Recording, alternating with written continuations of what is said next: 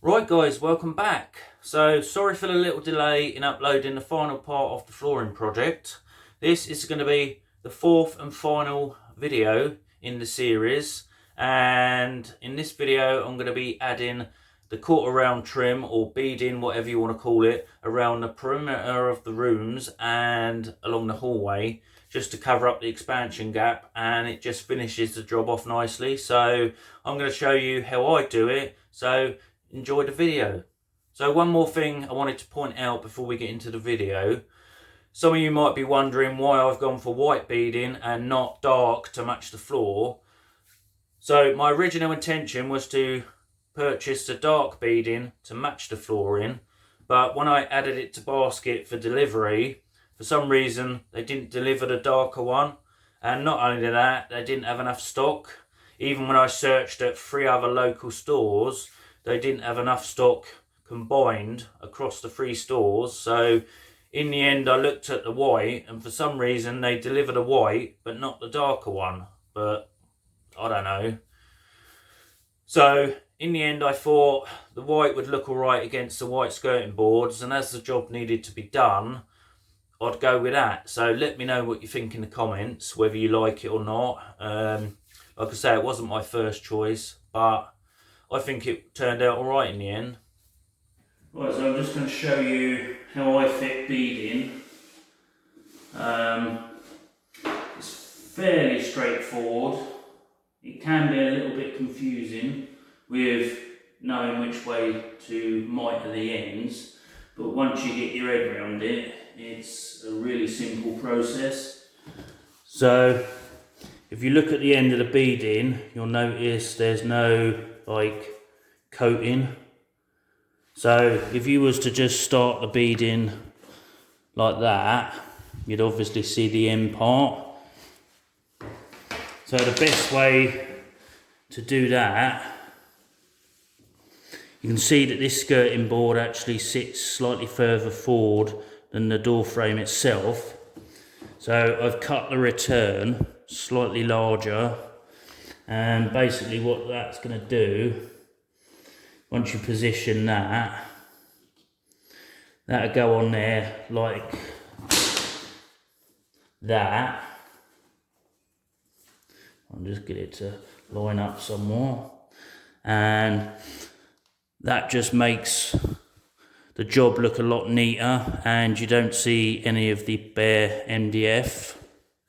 So the way I'm actually fitting these, some people like to use like no nails or some sort of adhesive, and that's fine, but I find if you just simply glue it on, it's going to end up being knocked when you vacuum or whatever, and they tend to come off.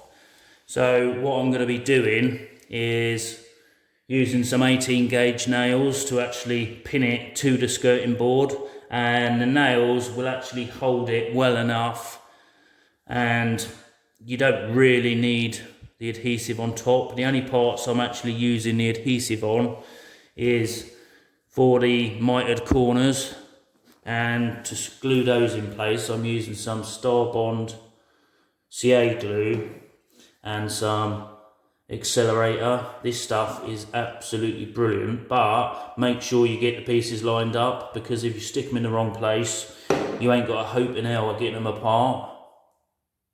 So the first thing I'm going to do is spray some of the accelerator on that side, and I'm going to add a tiny amount of CA glue on this side.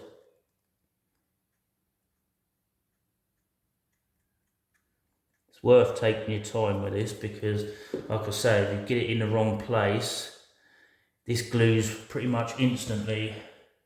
So you need to make sure you get it exactly where you need to. You're still going to see the joint, but once that's up against the skirting board, it just finishes it off nicely, I think. So I found when joining 2 pieces together,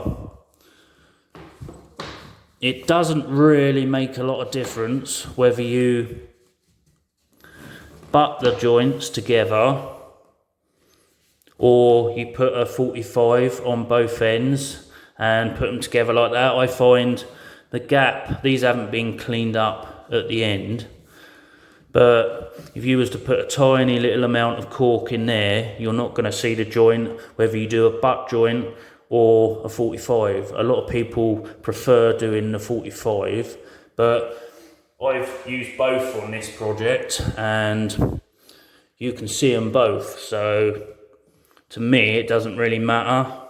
It's down to personal preference.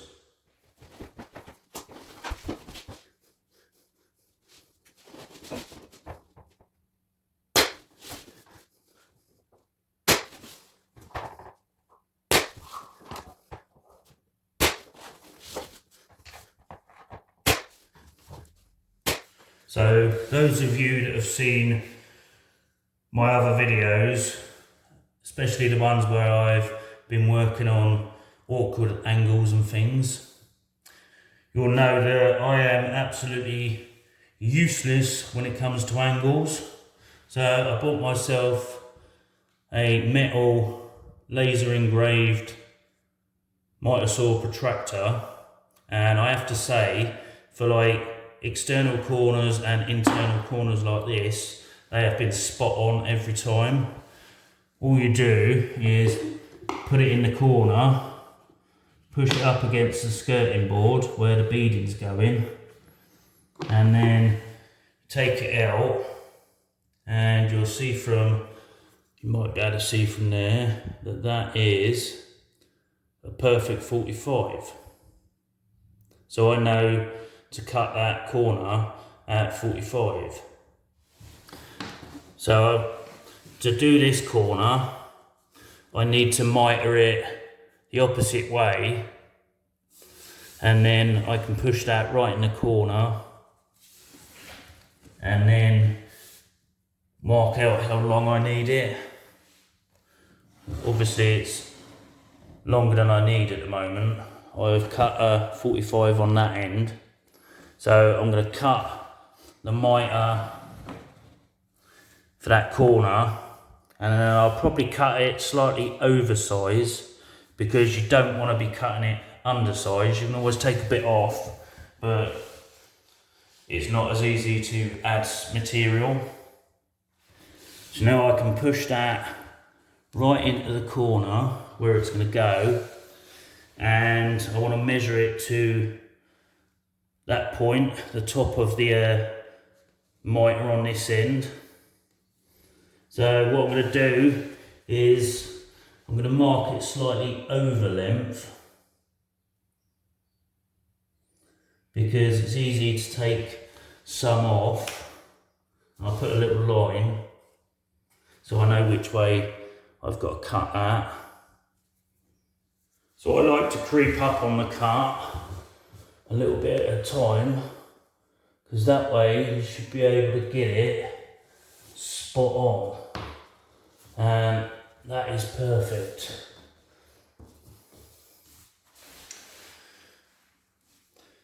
If I spin the camera around,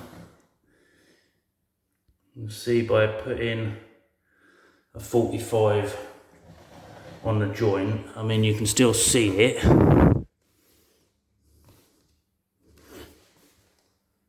So personally, I don't think it really matters whether you miter the ends or just do simple butt joints. So you can see how easy that protractor actually makes it.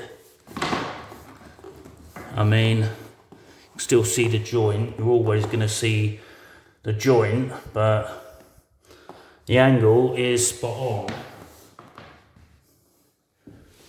So I've got to work around the radiator pipes. Unfortunately, there's not really a lot you can do about it. They're too close to the wall to allow the trim to go behind. You could, I suppose, miter it that way, so it kind of goes around, but I'm not going to mess around like that. I'm just going to simply put them straight like that.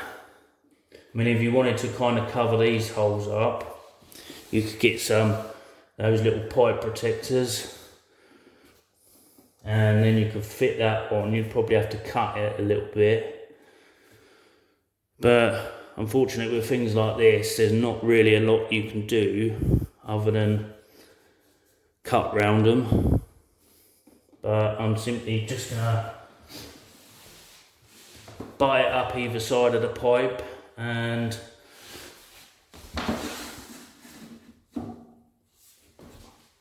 that's as good as it's gonna get.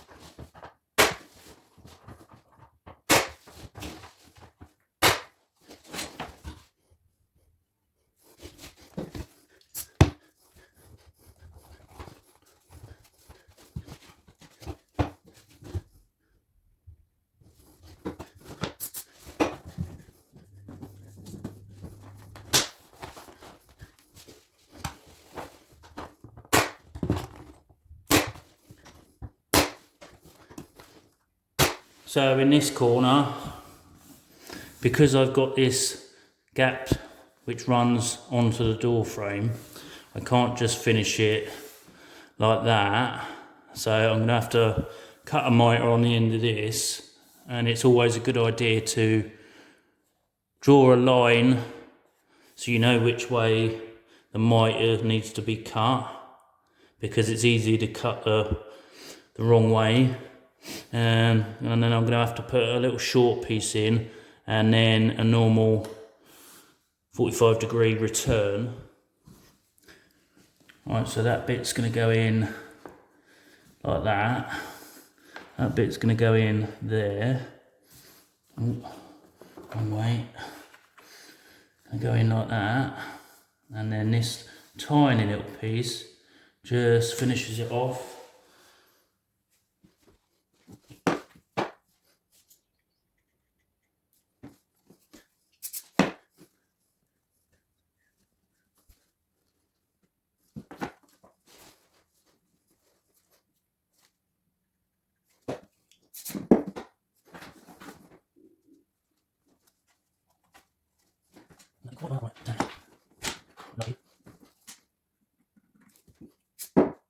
Be so careful with this, because that's so quick. Don't quick it up. Try and go. Quick. Perfect, unfortunately. So I ended up just cutting another return because I wasn't happy with how it looked before. Ignore the pencil line.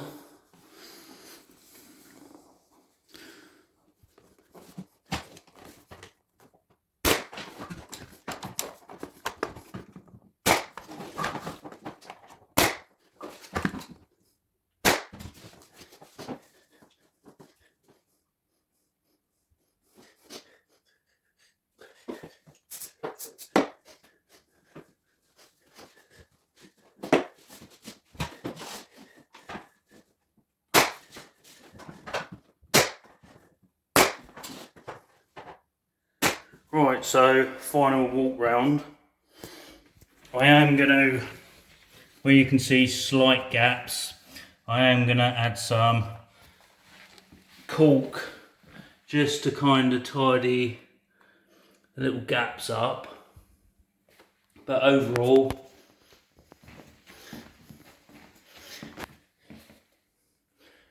Really happy with how it's turned out.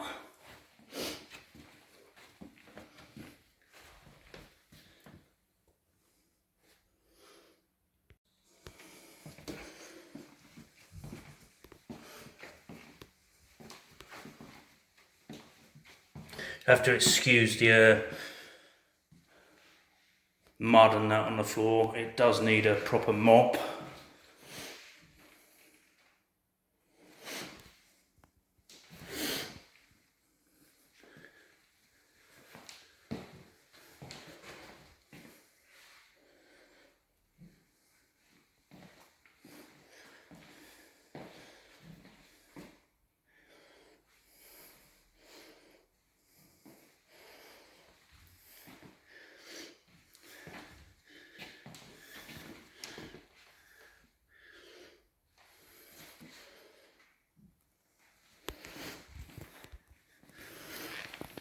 Needs a little bit of cork just to tidy this bit up a little bit.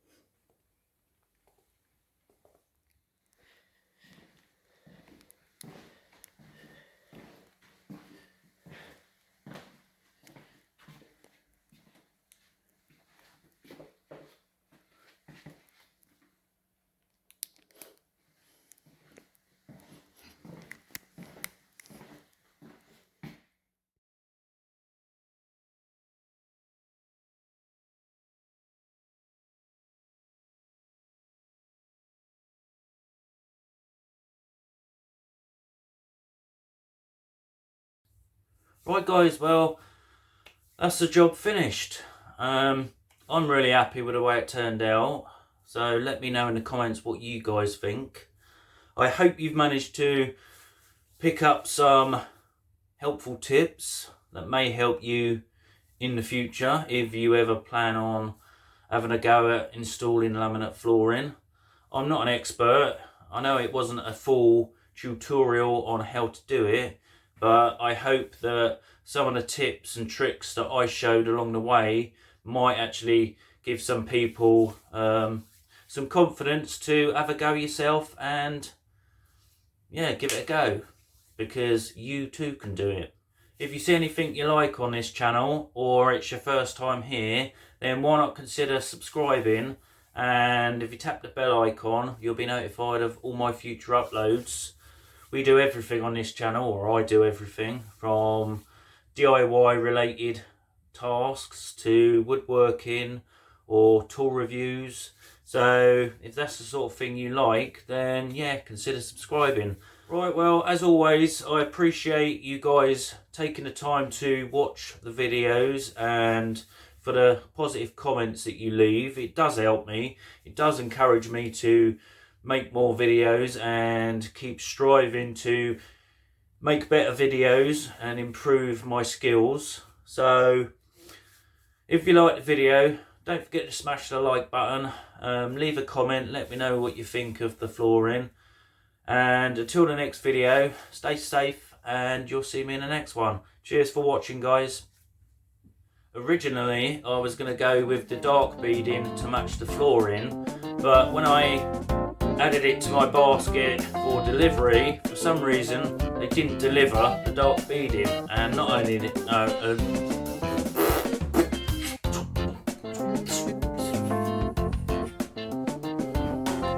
So one thing to note before we get into the video is I was going to do the... I can't even speak. What's wrong with me?